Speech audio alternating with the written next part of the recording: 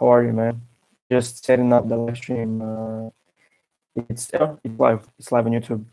Guys on YouTube, how are you? I hope you're having a good day. Also on Facebook, of course. Test. Let's see if I'm live. Yeah, I'm live on YouTube. That's fucking great. And let's go live on Instagram then. Wait. Yeah, okay. Let's go live on Instagram. Shit. Checking connection. Connection, and I'm live on Instagram also. Fucking great. Anyways, as I said on Facebook and YouTube, sorry for not doing a live stream for through the weekend because I was traveling and I was fucking tired, so I didn't want to do a live stream while I was traveling. So my bad. Hey, what's up, brother? By the way, I think it's your birthday today. But I think it's your birthday today. It says on Facebook. So happy birthday, man. I hope you're having a good day, and I hope you're gonna have a great day. So yeah, let's just start with the live stream. I mean, with the reading, not the live stream. So it starts with the author saying how he often goes fishing uh, during the summer, and how he personally isn't fond. How he personally is fond of strawberries and cream, but that he finds for some strange reason that fish prefer worms. Yeah.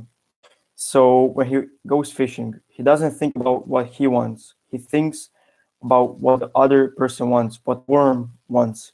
He doesn't bait the hook with strawberries and cream because he likes strawberries and cream. He doesn't use that. He thinks from the other person's point of view, in this case, from the worm's point of view.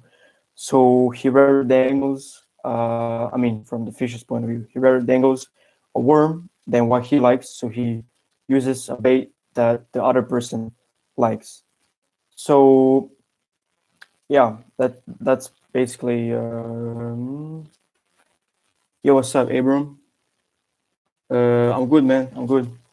What's up, people? Let's see if somebody joined. Yeah, okay, it's not good. So yeah, why not use the same common sense when fishing for people? If his staying on top might be contributed to any one thing, it would be that he's having learned that it was necessary to bait the hook to suit the fish. Okay, I read that wrong, but anyways, why talk about what we want? That is childish, absurd. Of course, we are interested in what you want. You're eternally interested in it, but no one else is. The rest of us are just like you. We are interested in what we want. Okay, just a second, guys, on Instagram. For some reason, the live on YouTube. I don't think you guys can see me on Facebook. I don't know why. Something isn't how it should be. Anyways, I hope you can see me on Facebook. If not, fuck, just write to me that you cannot see me. Anyways, let's continue. I hope you can hear me at least, if anything. So the only way on earth to influence other people is to talk about what they want and show them how to get it. If you don't want your children to smoke, don't preach at them. Don't talk about what you want, but show them that cigarettes may keep them from making the basketball team or winning a 100-yard dash. Yeah. Every act you have ever performed since the day you were born was performed because you wanted something. For example, you gave the Red Cross a donation. Just fix this camera. You gave the Red Cross a donation because you wanted to help a landing hanging, but you also wanted like maybe a feeling of importance. It's always you always do something more or less in most cases because you want something in return. But of course, you can do something without wanting something in return. But for example, if I want to help a person, maybe the thing that I'm getting is a feeling of importance, or a feeling that I helped this man, so he's thankful for me, to me. My bad, thankful to me. So the live on Instagram on Facebook. I don't know if you guys can see me, but it doesn't seem like you can see me. I think I have to. Yeah, I think I have to start again the live on Facebook Just a second. Instagram, YouTube. I'm just gonna start the live in just a second. I don't know why it's working. Okay. Okay, I'm live again on Facebook. I don't know what happened. Anyways, yeah, you made a contribution to the Red Cross because you wanted something, as I already said. But then again, it doesn't have to be that way. But in most cases, it is. Uh, Henry Overstreet, in his book Influencing Human Behavior, said, "Action springs out what we fundamentally desire." So, first of all, arousing the other person an eager want. He who can do this has the whole world with him. He who cannot walks a lonely way. The only way to influence people is to talk in terms of what the other person wants. So that's the whole point of this live stream. Uh, Again, I said this on my previous streams. Put yourself in their shoes, and then imagine what you would like to have if you were them. For example, if we're talking about fishing, don't think about what you if you were a fish. Like, don't think about what you would like to use as bait. Think about what the fish would like to use as bait. That's a really good example from the author. Okay, let's see what else. Okay, so the author here is talking about how he got a decrease in percentage. Yo, what's up, Pumper? What's up, Pumper? What's up, man? Anyways, the author here is talking about how he reduced increase of payment. So basically, in short, he rented an area to have his talk, and the owner of the area wanted to increase the rent for 300%, and then the author got this reduction. So he got the reduction from 300% that the owner wanted to 50%, which is a big ass reduction, if you ask me. So he got this reduction without saying a word about what he wanted, so what the owner wanted, what the guy renting the place wanted. He talked all the time about what the other person wants. So for example, he didn't say like, "Hey, it's not fair that you want me to pay you 300% more money." Rather, he said like, because I'm using your area, your area, your own place. I'm actually promoting your own place because there's a lot of smart people coming in this place. So it's actually in your benefit also. Anyways, let's see what I don't want to read unimportant things or non-related things, so I'm just watching. Okay, there is one secret to success, says Henry. It lies in the ability to get the other person's point of view and see things from the person's angle as well as from your own. Okay, that is true. Okay, let's see. Okay, I'm gonna skip all this because it's just examples of letters. How to write a good letter, and it's like 3 pages. So I'm not gonna read this, but let's move on. So in these letters, it says like Mr. Anderson, and that's a woman who has a child, and she's moving away. In this story, she moved away to another city, and she wanted to find a job. You're a bit lagging, bro. Oh, shit. Really? Can you hear me? I hope you can hear me. I hope you can hear me, man. But if I'm lagging if I'm lagging a lot, it means that I probably shouldn't stream on three platforms at the same time, because in Denmark the internet is very, very good. So I think there's a problem with the internet. But anyways, I'm gonna continue in hopes that you can hear me correctly. So she didn't state what she wanted. She didn't state that she wanted to find a job. She didn't state that she needed a place to stay. She wrote in the letter how she could help them, like the banks, like her future job, and focus on their wants, not her wants. And thousands of salespeople are pounding the pavements today, tired, discouraged, and underpaid. Why? Because they're always thinking only of what they want. They don't realize that neither you nor I want to buy anything. If salespeople can show us how their service or merchandise will help us solve our problems, they won't need to sell us. Customers like to feel that they're buying, not being sold. It's also very important when uh, selling things. Okay. Mm, the world is full of people who are grabbing and self-seeking. That is true. So the rare individuals who unselfishly try to serve others has an enormous advantage. People who can put themselves in the place of other people, who can understand the workings of their minds, need never worry about what the future has in store for them. An increased tendency to think always in terms of other people's points of view and see things from their angle. That's one thing the author wants us to, if anything, wants us to remember this thing. That an increased tendency to think always in terms of other people's points of views and see things from their angle. That's the one thing that the author wants to convey to us. That is like very important. So looking at the other person's point of view and arousing in him an eager one for something in is not to be construed as manipulating that person so that he will do something that is only for your benefit and his detriment. Each party should gain from the negotiation. So yeah, basically, this is not manipulation. This is just, I mean, both parties will eventually gain, and you, of course, don't try to manipulate people. Really, that's not the best way you can go.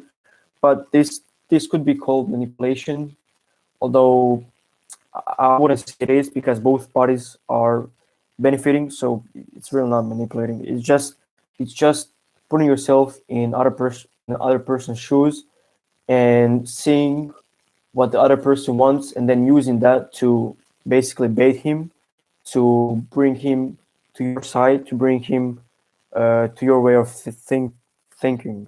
Yeah. Um, okay. Okay. There's a lot of stories in this book, so I highly recommend this book, How to Win Friends and Influence People. So I highly recommend you to read the whole book. I'm just conveying the important messages on this live stream, but to get the big picture, to get the whole picture, I recommend that you read the whole thing so that you remember everything, because that's basically how you remember. That's how human beings, in my personal opinion, and in the opinion of a lot of people, remember things by stories. Stories convey much better than just quotes and shit like that. Mm, okay, so I have a story here that is underlined, like the whole fucking paragraph, so I think I should read it. No one with a trace of horse sense would accept a child 3 years old to react to the point of view of a father 30 years old. What does that boy want? How can I tie up with what I want to what he wants? It was easy for the father when he started thinking about it. His boy had a tricycle that he loved to ride up and down the sidewalk in front of the house in Brooklyn. A few doors down the street lived a bully, a bigger boy who would pull the little boy off his tricycle and ride it himself. Naturally, the little boy would run screaming to his mother, and she would have to come out and take the bully's tricycle and put her little boy on again. This happened almost every day. What did the little boy want? It didn't take a Sherlock Holmes to answer that one. His pride, his anger, his desire for feeling of importance, all the strongest emotion in his makeup, called him to get revenge, to smash the bully in the nose. And when his father explained that the boy would be able to wallop daylight out of the bigger kid someday if he would only eat the things his mother wanted him to eat, such as broccoli and I don't know, spinach, which most kids don't really want to eat. When his father promised him that there was no longer any problem, weird food that the author wrote here, anything in order to be big enough to whip the bully who had humiliated him so often. So basically, the father put himself in the kid's shoes and used to, you know, to get what he wanted. But of course, what he wanted also benefited the kid. Of course, father doesn't want something bad to happen to his kid. Let's just see YouTube. I hope everything is good on YouTube. I hope it's not lagging anymore. I really hope it's not lagging on Facebook. It's my friend said that it's lagging, but I hope it's not lagging anymore.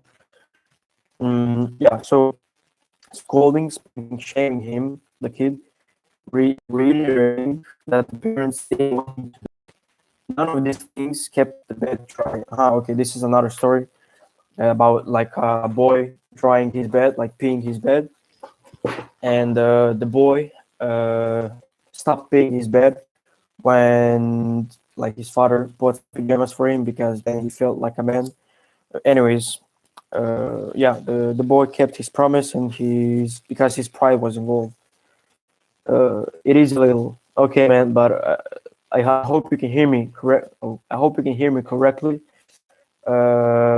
Martin, Martin on Instagram asks, "Am I jesam li u Pruđu?" Nisam u Pruđu, ali u Zagrebu sam, tako da nas da ćemo se vidjeti uskoro. Okay, so this is how to make your child feel important. So she ate 2 helpings of the cereal without any coaxing because she was interested in it. She had achieved a feeling of importance because she made the cereal herself. She had found in making the cereal an avenue of self-expression. William Winter once remarked that self-expression is the dominant necessity of human nature. When we have a brilliant idea, instead of making others think it is ours, why not let them cook and stir the idea themselves? Remember, first arouse in the other person your want. He who can do this has the whole world with him. He who cannot walks the lonely road. Somebody wrote something. I don't know. The chat on YouTube doesn't fucking work. That's a fucking bummer. Anyways, in a nutshell, these 3 live streams that I already did. So the fundamental techniques in handling people. Principle 1: don't criticize, don't condemn, or complain. Okay, that's the first live stream I did like a few days ago. The principle 2, which I did also a few days ago, give honest and sincere appreciation. Okay, and the principle 3, which is this, which is the principle that I'm teaching right now, arouse in the other person an eager want. So yeah, that's basically it for this chapter. Tomorrow I'm also gonna do a live stream, and it's gonna be 6 ways to make. I hope you can read this. 6 ways to make people like you, and it's not. I didn't read this book because I want people to like me. It's more like how. I mean, it all comes back to putting yourself in other person's point of view, and then getting what you want by giving him what he wants. So it's basically the whole premise of this book is just putting yourself in another person's point of view, and because that way you can get basically almost everything in this world. I'm kind of tripping on my tongue at this point, but anyways, for tomorrow, the principle will be become genuinely interested in people. So 6 ways to make people like you. Yeah, this is basically 6 ways to be an interesting human being. 6 ways to become the best person possible. 6 ways to become a person that every businessman, every employee, every customer wants to deal with. 6 ways to become somebody that people listen to, somebody that people follow. So 6 ways to make people like you. It's not like I want to become a bootlicker, of course. It's not like I want you people listening here to become a bootlicker. It's more like 6 ways to become a better person. So we should be just people pleasers or what? No man, no man. That's what I'm saying. Like that's what I'm trying to convey. It's not becoming a people pleaser. This book is more about. So this book conveys, not conveys. This book talks about. My bad. This book talks about basically how to deal with your employees, how to deal with your boss, how to deal with people in your circle, especially in work with your customers. It's more about that. It's not like how to act around your friends. It's different when you're around your friends and everything. Uh, but again, these principles that are in this book, they're not. I didn't see anything remotely similar to becoming like a people pleaser, really. Because, for example, principle one of the 6 ways to make people like you, becoming genuinely interested in other people. I mean, that's nothing. That's not about people pleasing. It's more like how to become like a 3%, like a person who is like, fuck me. I'm just tripping over my tongue, but it's more about how to become the best person possible, how to get what you want, and how to make uh, maybe a world a better place. I could say that. So I mean, yeah, like I could just read the 6 ways to make other people, uh, how to make people like you. So become genuinely interested in other people. That's principle one. Principle two is smile. I mean, like there's a big difference if I talk like this. I'm not I'm not smiling. I'm just fucking dead. I just look dead. Or if I'm talking like this, because it sounds different. The message is conveyed in a different sense, and the atmosphere is then lift up. Principle three: remember that a person's name. Oh shit! Somebody's calling me. Okay, I'm gonna call that person back. Anyways, principle three: remember that a person's name is that person's the sweetest and most important sound in any language. So basically, remember people's names. If I mean, I used to do this. I actually used to say like, I'm so bad at remembering names, and it took me like a long time to remember somebody's name. But I think that was just an excuse. That was just an excuse that I was making for, I didn't want to remember people. I didn't want. Actually, I did try to remember people's names. So that's principle three. Principle four: be a good listener. Encourage others to talk about themselves. Principle five: talk in terms of the other person's interest. Principle six: make the other person feel important and do it sincerely. So basically, I don't see anything similar to. Somebody's fucking calling me all the time. Okay, I'll have to call them later. Anyways, yeah. So, Pomper, if you're still here, it's not really about people. It's really about pleasing other people. It's just about how to become genuinely interested in other people. How to become somebody that other people, enjoy talking about. I mean, enjoy talking to, enjoy being around. So yeah, I think this book also helps you develop better friendships, better relationships. So yeah, again, I'm just gonna read the where's the wait, I just want to read again what we learned. Yeah, okay. I'm just gonna read again what we learned in these 3 live streams. Then I'm gonna end the stream. So fundamental techniques in handling people. So these are the most basic things to remember. Like any person should live by these rules, even though I think 90% of people don't even recognize this or don't maybe know about it, but don't really live like this. So don't criticize, condemn, or complain. Basically, almost every person does that. So try not to do it. If you have to, okay, you don't really have to criticize, condemn, complain, but sometimes you have to let the steam out. Maybe try writing in your journal. I don't know. Principle 2, give honest and sincere appreciation. Okay. And principle 3, arouse in the other person and the other ones. So yeah, the book How to Win Friends and Influence People by Dale Carnegie. Tomorrow I'm getting a lot of books, so I'm gonna also make an I'm also gonna make a book opening and reviewing some books.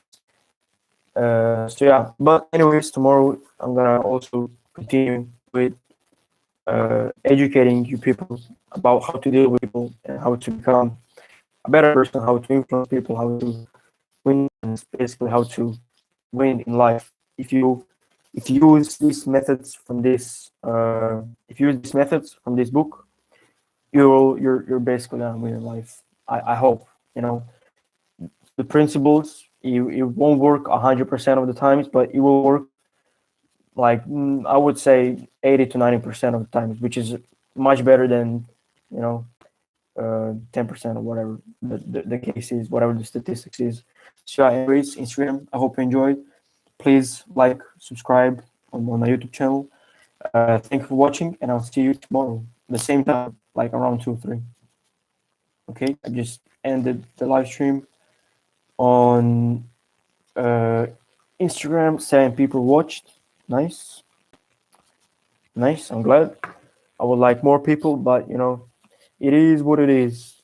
Yeah. Anyways, I'm gonna end the live stream on YouTube, and then I'm gonna talk a bit more on Facebook. So YouTube, please like, subscribe, and comment down below what you think so far about these live streams. Thank you very much for watching, and I'll see you tomorrow.